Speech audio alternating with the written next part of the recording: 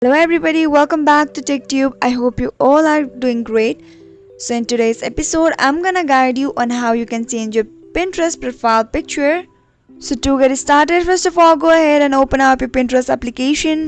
Now you'll be appear with the home page of Pinterest, and on the bottom right corner you can see the little profile icon. Go ahead and tap on it, and on the top right corner you can see three dots option. Go ahead and tap on it, and on here you can see edit public profile. Go ahead and tap on it. So here is your profile. You can just go ahead and tap on edit, and you can either choose it from your gallery or you can just take it live photo. Select any of them. So let's say for example we choose this. Once it's done, go ahead and tap on choose and tap on done, and you are good to go. Your profile will be changed on Pinterest.